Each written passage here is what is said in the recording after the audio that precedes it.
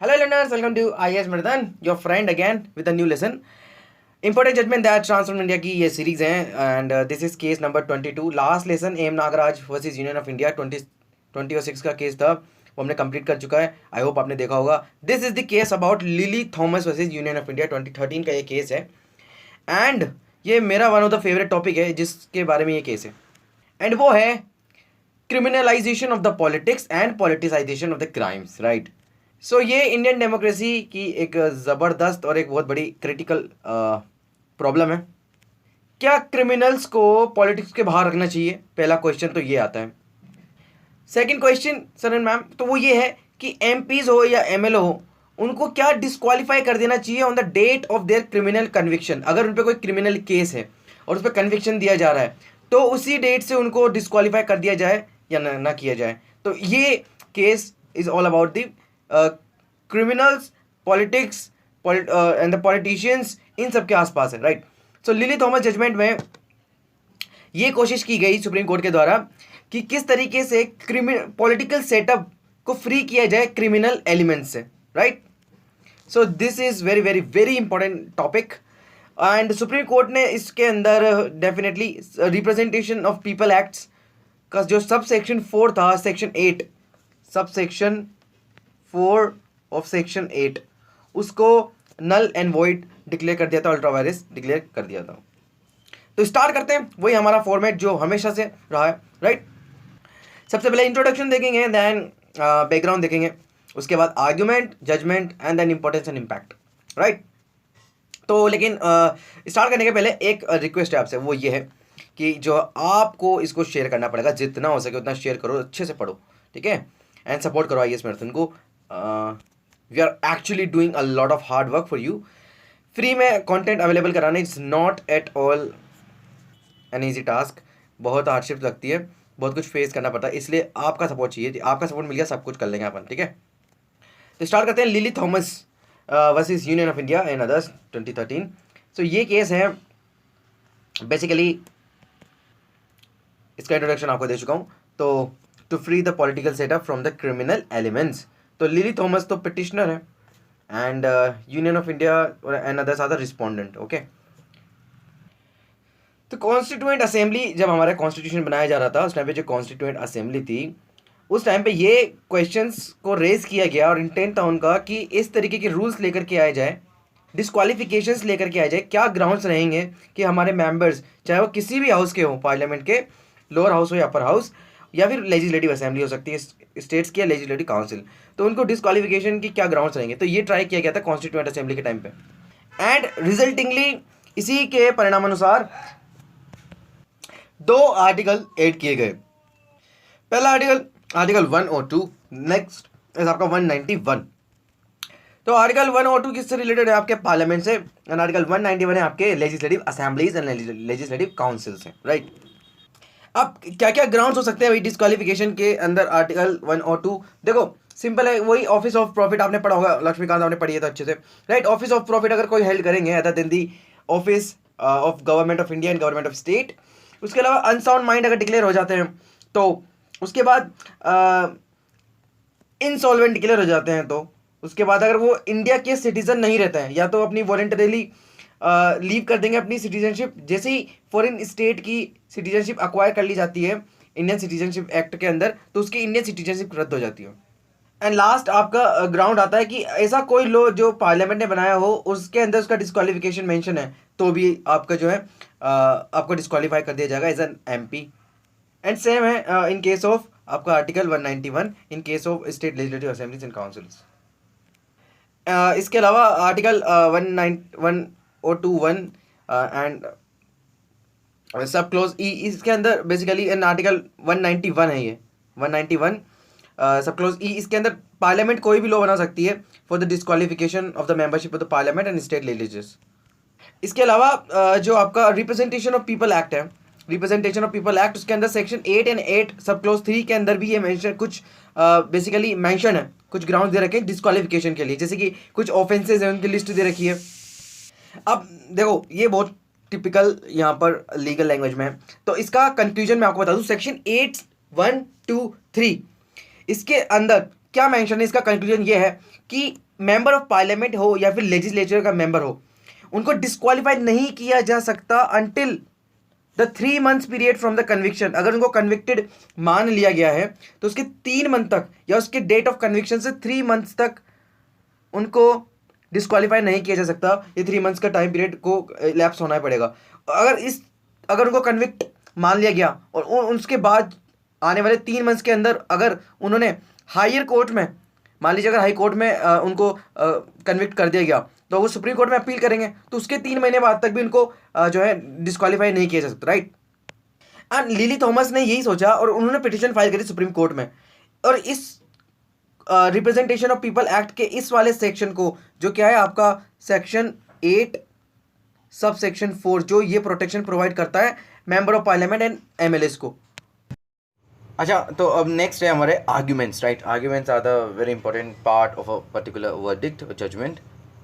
तो सबसे पहले पिटिशनर्स की सुन लीजिए। पिटिशनर्स बोलते हैं कि यहाँ पर दोनों जो as a member already member हैं, जिनको इलेक्ट किया गया है, वो वाले मेंबर्स एंड वो मेंबर्स जो कि इलेक्ट होंगे अब, राइट, जो इलेक्शन में पार्टिसिपेट कर रहे हैं, उन सब के लिए सेम डिस्क्वालिफिकेशन के ग्राउंड्स होने चाहिए और प्रोसीजर होने चाहिए, ठीक है।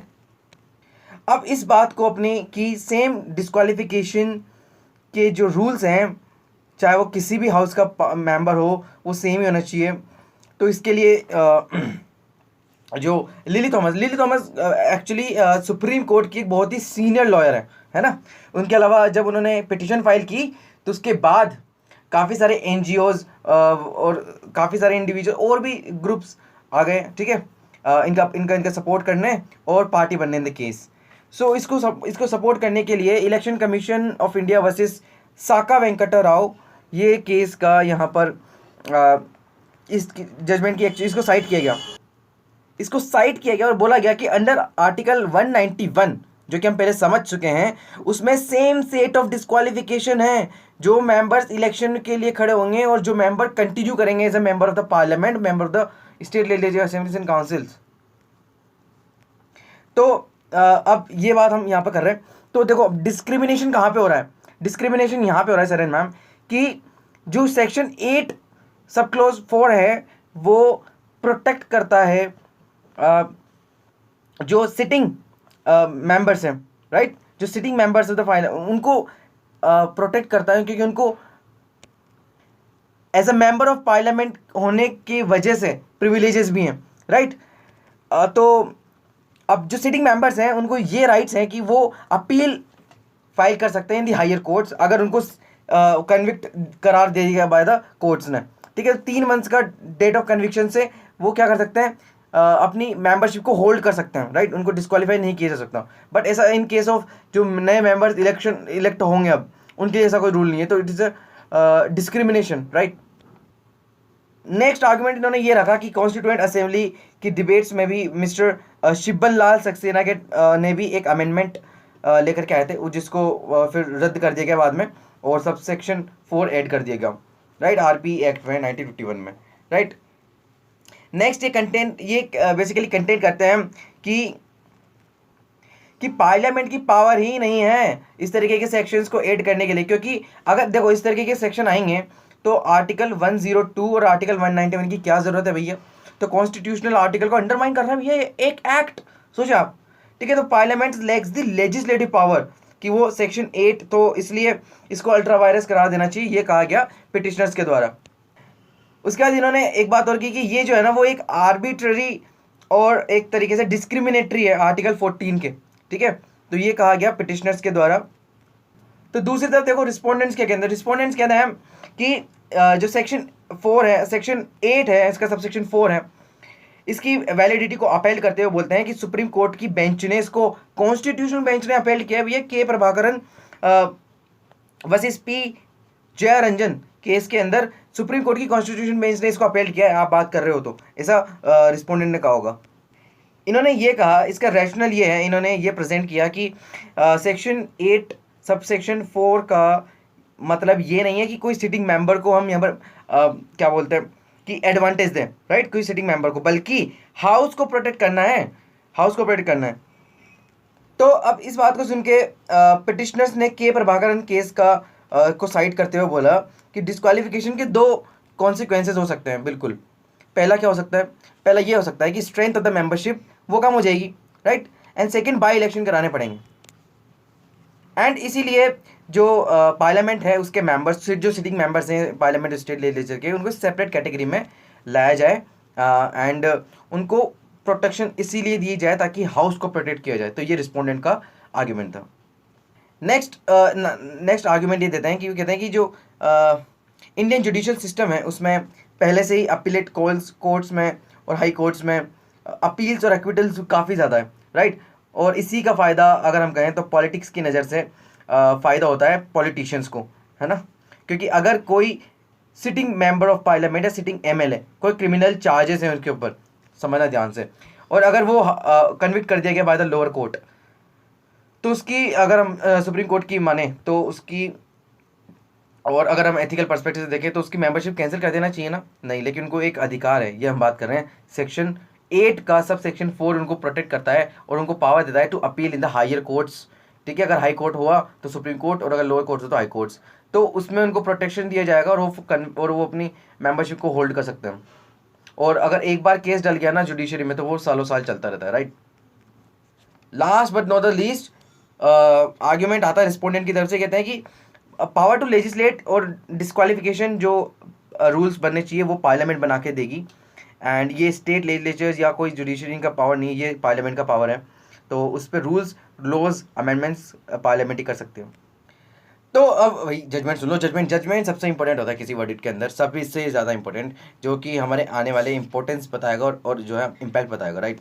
सो सुप्रीम कोर्ट ने सब कुछ सुना, सब आर्ग्यूमेंट सुने पिटिशनर्स के, रिस्पोंडेंट्स के। तो सुप्रीम कोर्ट ने कहा कि अंदर आर्टिकल 1021E के अंदर and 191 sub article 1 and E के अंदर तो कॉन्स्टिट्यूशन, पार्लियामेंट के अंदर पावर है वही है कि वो इस तरीके के लॉ बना सकती है फॉर द डिस्क्वालिफिकेशन, राइट।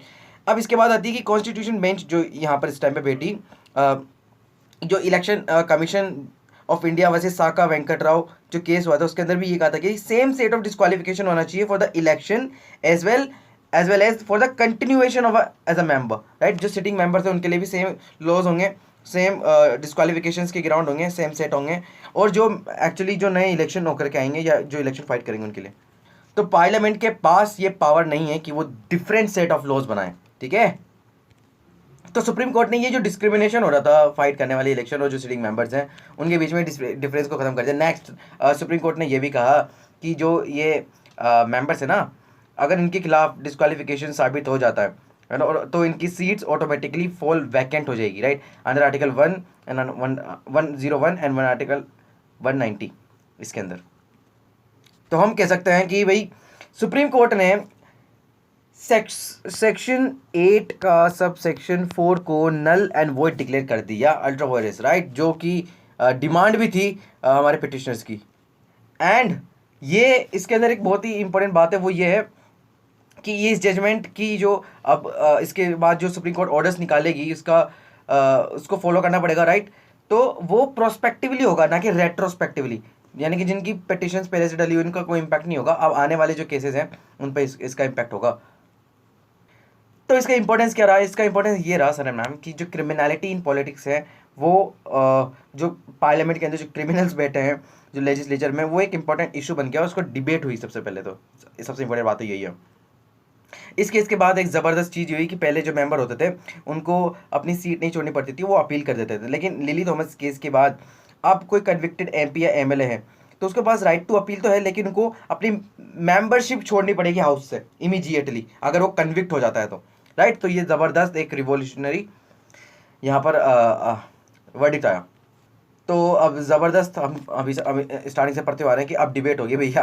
अब डिबेट तो चल रही थी, इसके बाद अब जो कॉन्फ्लिक्ट चलता आ रहा है जुडिशरी वर्सेस लेजिस्लेचर के बीच में वो होगा। और यही हुआ कि जो आरपीए एक्ट, ये जो जजमेंट था उसको नलीफाई करने के लिए RPA second amendment and validation bill लेकर के आया गया 2013 में, ताकि राज्यसभा में इसको इंट्रोड्यूस किया गया ताकि कोई ऑटोमेटिक डिस्क्वालिफिकेशन ना हो एमपीज और एमएलएज का, राइट। और बस बाद में इसको ले लिया गया वापस से, इसको विड्रॉन कर दिया गया। और ऐसी बात नहीं है, ये इफेक्टिव रहा वर्डिक्ट। इसके बाद काफ़ी सारे लॉ मेकर्स जो हमारे लेजिस्लेटिव के मेंबर्स हैं उनको सीट्स छोड़नी पड़ी after their convictions, right. So this is all about the particular case.